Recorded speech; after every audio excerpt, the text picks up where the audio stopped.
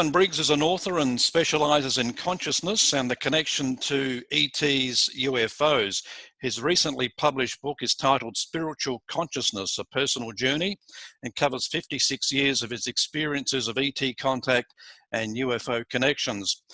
Kevin could be described as an intergalactic ambassador. He seems to be on a mission, probably reluctantly at first, but has quickly garnished plenty of interest as he attempts to help people find spiritual consciousness. Hello, Kevin, and welcome.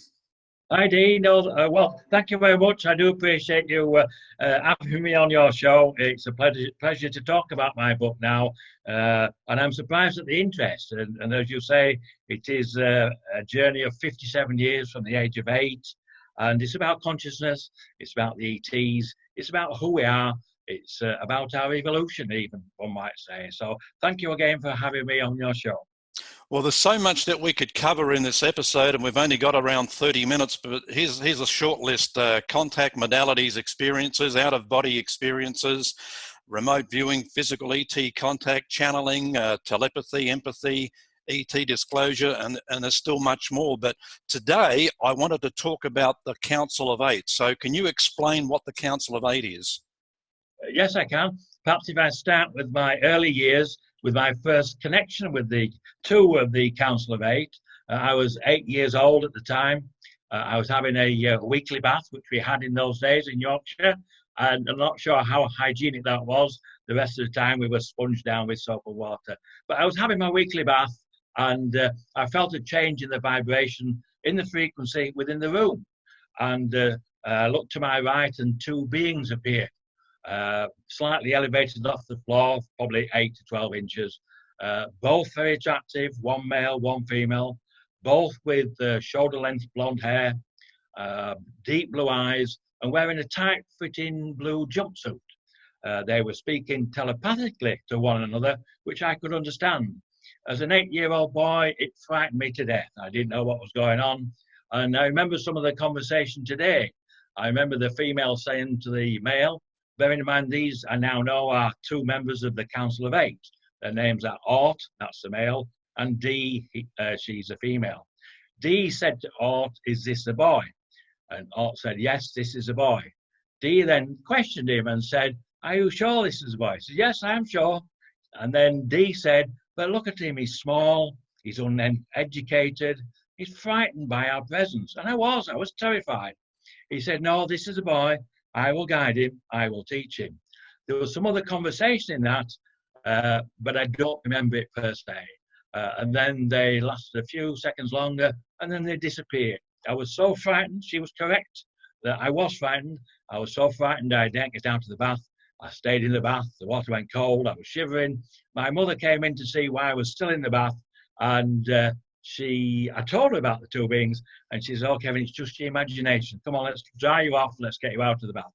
And then we went on with our evening. But it wasn't in my imagination. It was my first encounter with these two higher conscious beings, extraterrestrials, whatever label you want to put on them.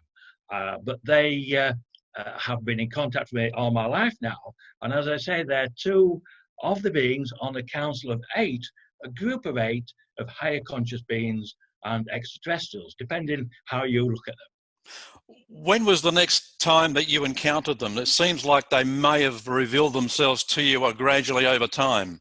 Yes, they did do that. Now, my second encounter, I was 9 years old. I remember it quite clearly, as I remember all the experiences. I'd had some friends around one Sunday afternoon, and they'd left. And I came back into my house, and I felt a vibrational frequency change within the home. So I went looking to see who was in the house. I had these abilities from being a young child, and I couldn't see anybody. I went upstairs into the bedroom. I went downstairs in the kitchen. I went into the living room, and the vibrational frequency was the strongest behind the curtains. So I looked behind the curtains, the drapes, as we say here, and there was this orange orb. It was about 4 to 6 inches in diameter. It was vibrating. I now know this orb was actually Ort, the male of the two that I met 12 months earlier. There was no communication that I was aware of at the time. However, he stayed in the home for till Friday, till the end of the week. I I know when I came home on the Friday, I opened the back door and I could tell straight away that the vibrational frequency had changed and it was back to normal. I went to the curtain, looked behind the curtain, and he had gone. I didn't know then that it was Art and his conscious energy. However, after he left, my psychic abilities were enhanced no end, and I was able to travel outside of my body, out of body traveling, as they say. And to me, it was normal. And as a child, I used to do that and go and visit my grandparents 70 miles away in Liverpool. And I would do that every Sunday. And I always thought if my grandparents came upstairs and saw me watching them, I could see down through the floor, it was opaque. What would they see? And I now know the answer to that question. They would see an orange orb, 4 to 6 inches across, slightly vibrating. That would be my pure conscious energy orb. So that was the second time. And from that encounter, they don't tend to sit me down in the classroom and teach me. They give me experiences. And from those experiences, I learn. What kind of experiences? Well, the next experience after that would be, let me think now, I would be 14. And I was actually introduced to the whole of the Council of Eight, not just Art and D. And how that occurred, I had a paper round, and I would obviously leave the house every morning. And when I left in the morning, there was always a craft over the house. I would go out the back door, look up, and there would be a craft there. And then a second craft would always appear. It would come from one horizon, either left or the right, join the craft. And so 2 craft would then follow me around the paper round, as it were. And but I was always aware that there was some other beings with me as I was going around the paper round. I could feel their vibrational energy, their vibrational frequency. So on one occasion, I plucked up the courage to ask them to show themselves, and they did. 2 beings appeared, 2 small greys, as we understand now with our modern culture in relation to the ETs. And I asked them what they wanted. They said there was a group of people that wished to meet with me. And I said, well, I've got to finish my paper round, and I've got to go to school this morning, and I can't be late for school.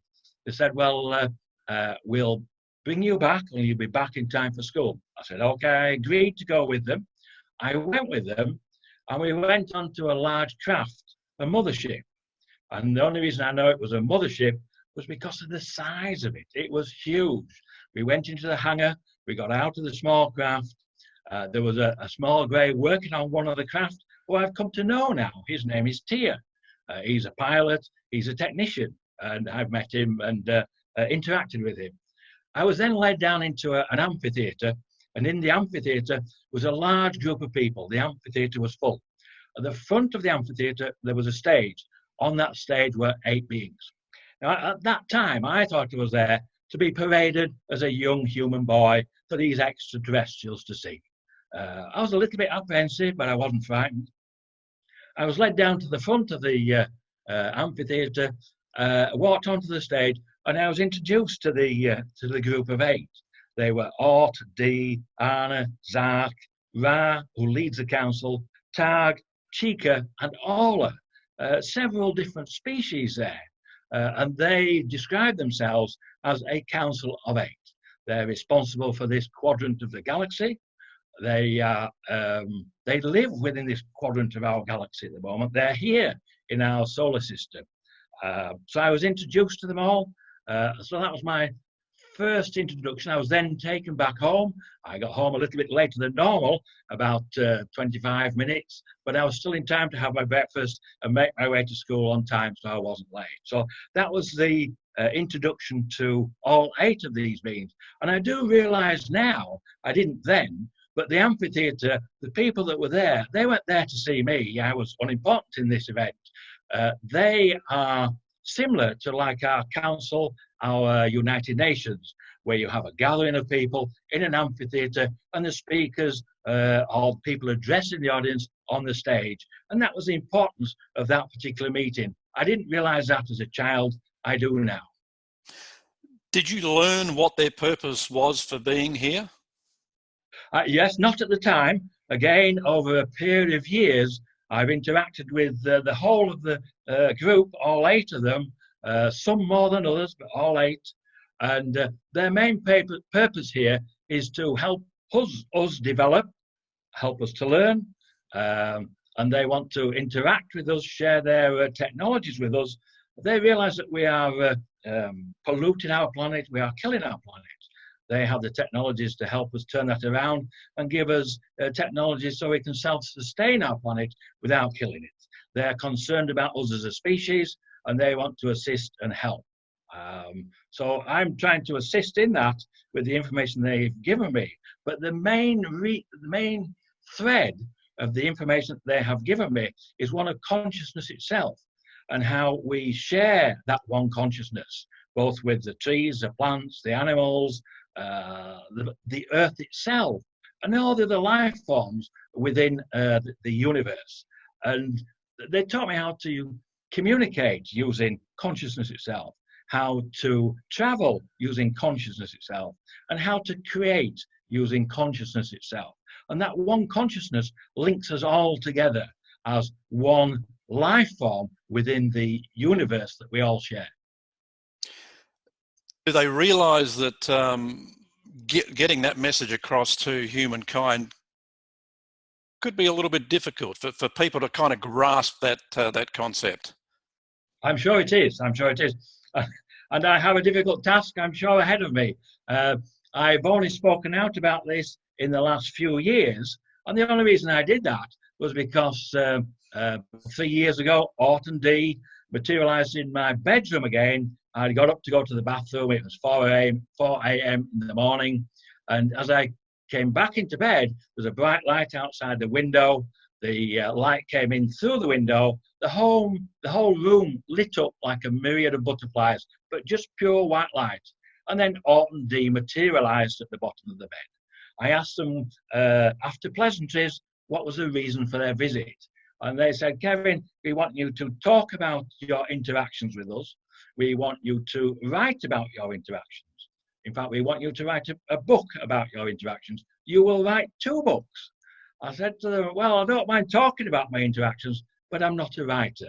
And Art said, we will continue to guide you. We will continue to teach you, and we will give you information to include in the book, which they did. Then the following morning, I told my wife about the visitation, and I started writing the book. And it was published last year in May, and I'm surprised at the interest in the book. It's just been an amazing journey in 18 months, really. Yeah, it's called Spiritual Consciousness, A Personal Journey. And as we mentioned earlier, it covers 57 years of the experiences that you've had. And of course, you can pick it up. I guess the most likely spot would be Amazon. Kevin, what I'm trying to wrap my head around is that there's been so much made of the fact that of the topic of disclosure and the fact that things are being kept hidden from us by the powers that be. But I find it fascinating that the ETs would actually want us to know about them. I mean, do you find that unusual? No, not at all. No, they have tried with our governments to make themselves known. Our governments do know that they are here. They have demonstrated to them on many occasions. They do know they are here. They've realised now that our governments are not going to disclose the full information, although I think there's been some turning point this year. So what they've had a change in their policy, and that is to contact individuals, to contact groups, to educate people. And now there's tens of thousands of people who have contact and interactions with the higher conscious beings, the ETs. And there's, as you mentioned earlier, there are many different modalities of contact. I'm fortunate to have all the modalities apart from the near-death experience. They didn't give me that one, but I have all of the modalities that they've shown me that they've used in communication. And I always get confirmation or ask for confirmation when I receive information. So I'm very confident in the information they've given me. And I say, I'm not alone in this. I am surprised myself at the tens of thousands of people who are already aware of this. Maybe not of the Council of Eight per se, although since I've been speaking about the Council of Eight, my mission, I've had people contact me and had confirmation from them in relation to their own contact groups, the same group of Council of Eight. So I'm not alone in this, and I'm unimportant in this. If they hadn't asked me to do this 3 years ago, I would never have spoken about it. It's just part of who I am. I'm happy with the interaction. I've always enjoyed it, and it's been beneficial and made me a happy person. Yeah, I was going to ask whether there were others that were being visited by the council. So have they stepped up their appearances over the last few years, maybe because of the predicament that humanity is in at the moment? Yes, I would assume so. I don't know for definite, but I know there was a recent prophecy fulfilled by a Brazilian mystic called Chico Xavier. And 50 years ago, he stated that if we had this was on, let's see what date it was now, July 19, July 20th, 20, I forget the date now. It was 50 years ago anyway. And he said that if we had 50 years of peace without nuclear war, then the ETs would step up their showing of the craft and contact more people. And that was fulfilled 50 years ago this year, 20th of July, 2019, 50 years to the date. I was actually at a conference, and over that whole weekend, there were numerous crafts seen, and one craft was seen for 1 hour, 20 minutes. And that really fulfilled the prophecy to the day, 50 years. And we will continue now. And part of that prophecy was to extend to a full physical visit by the ETs. That's what I'm working towards now for 2020. They have given me an exact date now. They want to meet with our government representatives on February the 1st, 2020 next year. I've already been in contact with the Office of the Outer Space Affairs Committee and Nicholas Hedman. And but on that occasion, I was informed there was no protocol in place to receive advanced extraterrestrials should they wish to speak with the United Nations. However, I've just recently emailed him again yesterday, or Sunday it was. I haven't had a response yet because I know there are other groups working towards the mandate protocol being implemented at the UN, and there may well be some success in that. And if not, then we will continue towards that.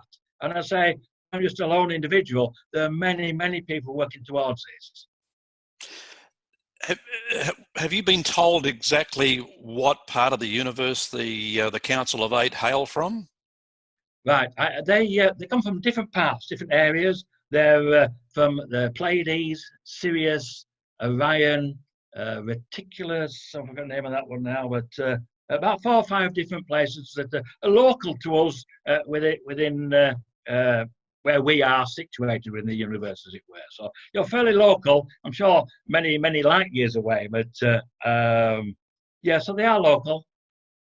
Okay, so they seem like they've been more hands-off, but if humanity was suddenly going to blow itself up, would they step in to stop it? Yes, that's they did tell me quite a while ago now that the only reason they would step in would be if there was a nuclear war. And they've told me that in the past we've reached this level of technology and we destroyed ourselves, and they won't let that happen again. They've taken particular interest in our nuclear weapons. They've even demonstrated to our governments that they can disarm them. They've demonstrated that they can set the launch code going. And they've also demonstrated that they can shoot them out of the atmosphere if they need be.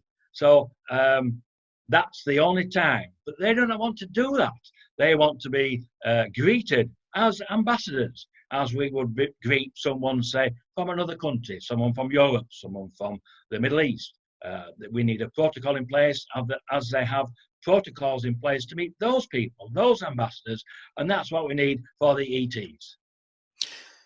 We've been in this position before, haven't we? I mean, there's archaeological evidence around to suggest that there were civilizations well before man first appeared on this planet. Yes, it would appear that. I'm an avid fan of the Ancient Aliens. I'm sure it's a very popular program. It's been on many years now. And there's a lot of information there in relation to the past cultures that we've had, the past cultures that were possibly extraterrestrial in nature. But again, most of this information has been kept in the dark, where we haven't been educated about it. So now speaking about these ETs, but because there's so many people speaking out, and I know the scientific community now are speaking out in relation to the ETs as well. Okay. You're in the process of completing a second book. Your first, of course, Spiritual Consciousness, A Personal Journey. Is this second book connected with your experience with the Council of Eight? Yes, well, it is, and it was, shall we say, because I was contacted by Ray Hernandez a few weeks ago in relation to, he's formulated a new book, and he's formulated a new Consciousness and Contact Research Institute. And in that, he's having 45 different authors contributing with a chapter. The majority of these are leading scientists, both in consciousness and all the modalities of contact. He's asked me to contribute a chapter for this book, which I'm just about completed now. And so I'm going to submit that to Ray Hernandez for his consideration. If he accepts it, then I won't write the second book. As I say, I'm not a writer per se. I've just done what I've been asked to do. So all the information about the Council of Eight, all the information we've just spoken about today will be in that chapter. Okay. So the relationship between consciousness, cosmology, and contact with non-human intelligence, what is it via the contact modalities? What's that relationship? Well, they're all linked by consciousness itself. Consciousness is the conduit for all the modalities of contact. And once we realize that, and once our scientists realize that, then we will move on. Our evolution will be accelerated. And that's the reason the ETs, higher conscious beings, wish to now reveal themselves to our government representatives and share their technologies with us. We are in difficult times. We are polluting our planet. It is dying. And if the planet dies, we die. They don't want us to die. They don't want the planet to die. So they are here to assist us. Okay. So developing our consciousness as a race, does that mean we stop using things like fossil fuels?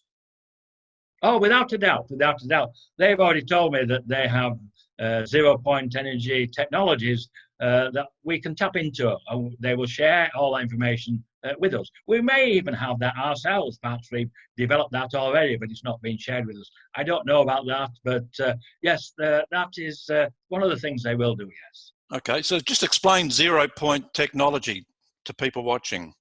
Oh, I don't know that I can. My only understanding will be that the energy is all around us all the time, and you tap into that energy. I know Tesla did that when he was a scientist, but I think all that information was quashed. I am not a scientist. They have given me some rudimentary understanding of the quantum unified field theory and the theory of everything, but they only did that as a demonstration of using consciousness for communication and give me an understanding.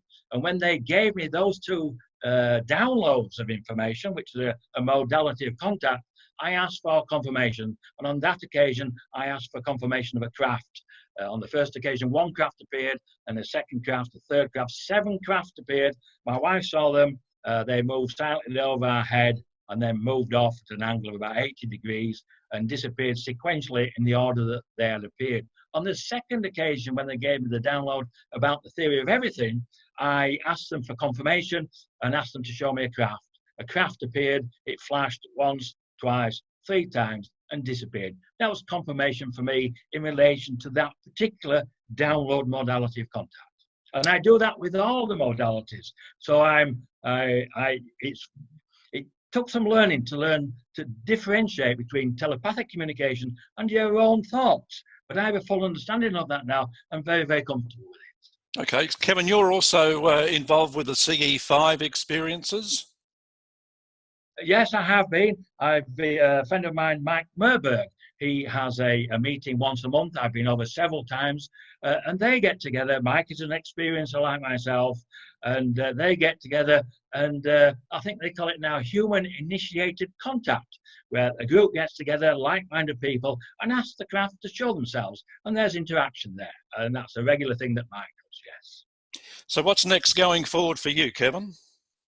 Next going forward for me, well, we have this date at February the 1st, 2020, which I'm working towards. However, it is dependent on this mandate protocol being implemented at the UN. So I'm still working towards that. I'm trying to reach the people that can assist me to do that. And we have about 3 months now left to do that. And as I say, it is dependent upon that. But recently, I was in New York, just on a short vacation with my wife. I was reading an article by Dr. Joseph Briggs on my phone, and it was an article about experiencers like myself who've had a dream about another modality of contact, a dream about craft appearing all over the world, over the large cities. And I've had that dream 3 times throughout my life. And I know each time I woke up, I was disappointed that it was only a dream. So I made a comment, I think, on the post. I put the phone down. I then looked out of the window, and we were in Manhattan, and I could see 2 skyscrapers, and beyond those was Central Park at the top of the trees, and 15 UFOs appeared as I put the phone down. They moved about. At first, I thought they were fireworks. It even impressed me with all my contact to see 15 just appear like that. And they moved about, they disappeared, they came back again, they formed formations. And that was a contact with me directly for 2 reasons. One, to confirm the post that Dr. Joseph Briggs had posted, and to show me the craft as a precursor to what they're hoping to do in February next year. So I'm very comfortable with the information they give me. And I say, I always ask for verification, confirmation, and I do that in many ways when I have this contact. So, and I say I'm not alone in this. There are others that do it, but perhaps they haven't been asked to speak out about it yet. But I'm sure they will. I am being contacted now by many people who have their own contact, who, like me, had never spoken out about it. But because I am, they are now willing to speak about it. So. Okay. Now, I'm asking everyone this question, and it's about disclosure. So what do you think the world will look like post-disclosure? Well, I think there will be big change. I think there will be turmoil initially. But in the long run, we'll have a planet that we're able to sustain. We will have this free energy for everybody. And we will be raised to a higher vibrational frequency where I believe we will become more intelligent, we'll be more empathic, more compassionate towards one another. And we will probably dispense with all the tribal wars that we have over land, over money, over fuels. We will no longer need that. And then we will be a healthy population because we will be given information in relation to how to heal ourselves and their technologies to help us assist us in that. So I think the long-term prognosis is very good. The short-term, there will be some turmoil, I'm sure. And I'm sure it's not an easy road. I know I speak about it. It's my mission now. They've asked me to do it, and I'm fully committed to doing it. But I'm under no illusion. It's a huge undertaking for a planet such as us to change our views, change our values, and welcome these higher conscious beings, these visitors, to assist us. And do you think there'll still be like class hierarchy, the gap between the rich and the poor? Because it seems like with post-disclosure, I think would come the end of things like poverty and starvation. One would hope so, yes. So the gap will narrow tremendously. I think some of the elites with all the excessive monies that they have, perhaps that will disappear. And the really, really poor who struggle, who still starve in our societies today, there will be sufficient food to go around, sufficient shelter, so they can have a sustainable, happy environment to live in, yes, I'm sure. Kevin, it's been a fascinating chat today. Your book, Spiritual Consciousness and a Personal Journey, as I said, available from Amazon? Yes, it's on Amazon. It's on Kindle as well. In fact, I have a copy here somewhere. Let me just show you. There we are. Look, so there we go. So there we are. So yeah, it's I think it's $11.99 on Amazon, and I think $3.99 on Kindle. So yes, if you're interested. Well, Kev, thanks for joining us, and we'll watch your progress with interest, and we hope to have you back on the program once again. Okay, well, thank you, Dean. I do appreciate you asking me to be on your program. Without people like you, I cannot get my message out there, and let's see where it takes us. Thank you. Okay, thank you very much, Dean. Bye-bye.